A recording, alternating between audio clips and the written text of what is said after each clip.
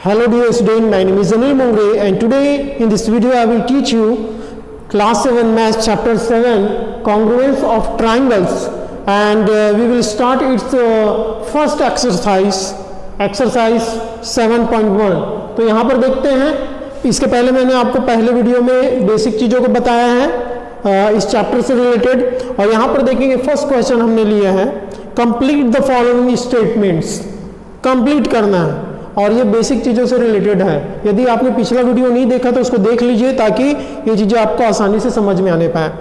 To line segments are congruent if they have the same length.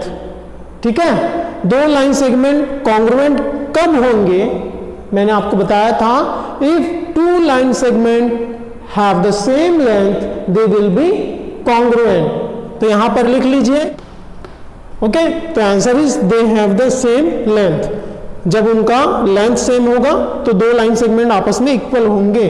जैसे एक line segment ये A B है, उसके बाद दूसरा लाइन सेगमेंट कॉन्ग्रुएंट तब होगा जब ये सी डी, मान लीजिए एक लाइन सेगमेंट है और ए भी 4 सेंटीमीटर है तो सी डी को भी कितना होना चाहिए 4 सेंटीमीटर, तभी ये कॉन्ग्रुएंट होंगे। अगर ए बी 8 सेंटीमीटर है, ठीक है, तो सी डी को भी कितना होना चाहिए 8 centimetre. Okay, so if they have the same length the line segment are congruent. Second, among two congruent angles one has a measure of 70 degree, the measure of the other angle is। दो angle हैं, ठीक है, दो angle है, उसमें congruent angle है। Okay, दो angle, one angle का मेजर है 70 डिग्री, तो दूसरे एंगल का मेजर कितना होगा। यस, एग्जैक्टली दूसरे एंगल का भी मेजरमेंट होना चाहिए 70 डिग्री। तो आंसर इज 70 डिग्री, तभी वो दो एंगल आपस में कॉन्ग्रुएंट होंगे। Congruent angle which means that two angles having the same measure. अगर एक एंगल दूसरे एंगल का कॉन्ग्रुएंट है, पहला एंगल है 80 डिग्री, दूसरा भी 80 होगा, पहला 60 है, दूसरा भी 60 होगा। ओके, तो what ever the measure of first angle the measure of the second angle will be the same. तो यहां पर क्या होगा, एक एंगल दिए हैं 70 डिग्री तो दूसरा एंगल क्या होगा 70 डिग्री। थर्ड देखते हैं, when we write angle A, ये क्या है, इसका साइन का मतलब angle A equal to angle B, we exactly mean, इसका मतलब क्या है, इसका मतलब है measure of angle A equal to measure of angle B, ये होगा इसका आंसर। एम मतलब measure of angle A equal to measure of angle B, मतलब एग्जैक्टली एक एंगल का मेजर जितना है उतना ही मेजरमेंट होगा दूसरे एंगल का, तो वो इंडिकेट करते हैं दोनों एंगल का मेजरमेंट को। ठीक है, measure of angle A equal to measure of angle B, दोनों एंगल आपस में सेम मेजरमेंट के होंगे, तो M A equal to M B. We will see, so now we will see the question number second, give any real life examples for congruent shapes. तो congruent shape के कोई real life के example दीजिए। तो real life में बहुत सारे example है, यहाँ पर देखिए मेरे hands. Okay, so my hands are congruent, ये एक हैंड दूसरे हैंड का क्या है सेम, ये दोनों सेम है, सेम शेप के हैं, तो यहाँ पर लिख सकते हैं our hands are examples of congruent shapes. Two coins of ₹5 value are examples of congruent shapes. ठीक है, दो कॉइन ले सकते हैं आप, दोनों कॉइन क्या होंगे, अगर सेम वैल्यू के हैं 5 रुपीज के, तो आपस में क्या होंगे, वो कॉन्ग्रुएंट होंगे। तो ये हमारा एक एग्जांपल हो गया, दो एग्जांपल हो गया डेली लाइफ रियल लाइफ के कॉन्ग्रुएंट शेप्स के। If triangle ABC congruent to triangle FED under the correspondence ABC FED, okay, so which means that corresponding to F, B is corresponding to E, C is corresponding to D, okay, alright, all the congruent parts of the triangles। तो यहाँ पर सारे congruent parts आपको लिखने हैं triangle के। तो सबसे पहले we have triangle ABC congruent to triangle FED,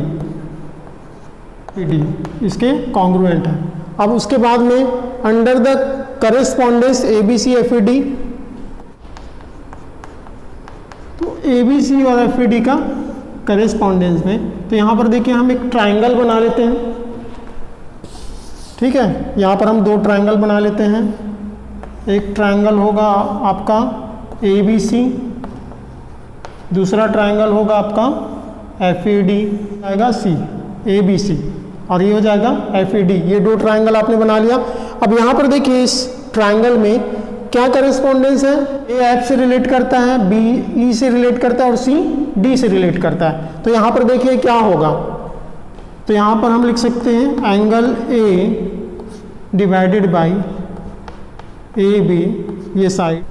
यहाँ पर आप लिख सकते हैं एरो का साइन लगा के, A रिलेटेड है एंगल F से और AB रिलेटेड है FE से, A F से AB FE से।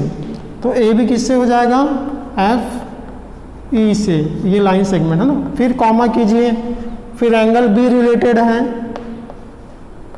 एरो बनाइए, एंगल B से रिलेटेड टू एंगल E, ये करेस्पॉन्डेंस है। उसके बाद BC लाइन सेगमेंट, ये BC किससे रिलेटेड है, ED, ओके, ये हो जाएगा ED। तो यहाँ पर एरो बनाइए, ये हो गया 2। उसके बाद C रिलेटेड है एंगल C, ओके, एरो बनाइए, एंगल C किससे रिलेटेड है, एंगल D।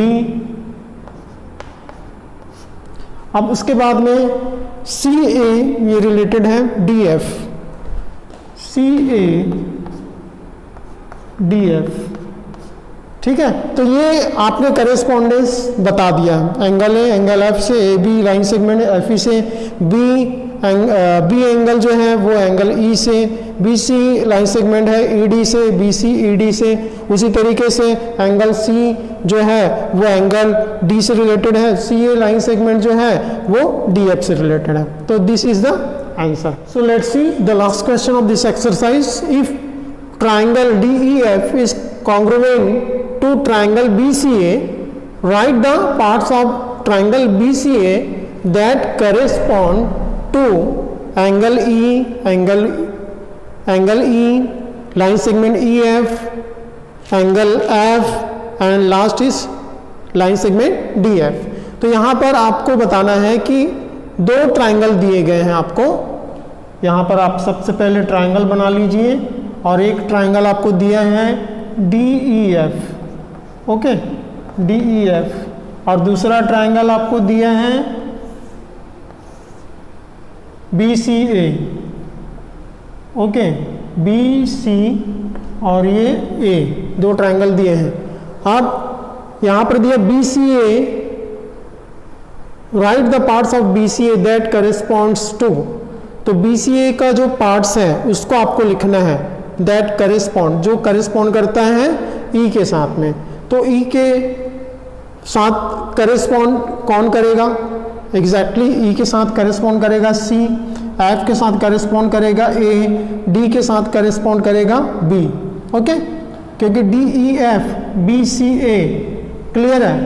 B के बाद C आता है, C के बाद फिर यहाँ से आप BCA में आप जाएंगे तो BCA, उसके बाद A के बाद B, तो DEF।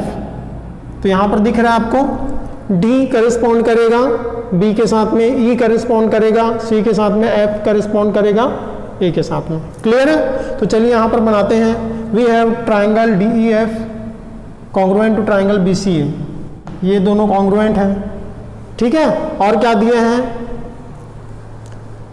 the parts of triangle BCA that correspond to first angle E। तो एंगल E के साथ करेस्पॉन्ड क्या कर रहा है, C, इज एंगल C, ठीक है। तो यहाँ पर C के साथ क्या करेस्पॉन्ड कर रहा है, E, और E के साथ करेस्पॉन्ड कर रहे हैं C, एक दूसरे से करेस्पॉन्ड कर रहे हैं। दूसरा EF लाइन सेगमेंट EF, तो E के बाद क्या आता है F, तो उसके बाद C के बाद क्या आएगा A, CA, EF corresponds to, लिख लेंगे CA, EF corresponds to CA। तो इसको आप नोट डाउन कीजिए and thank you for watching this video.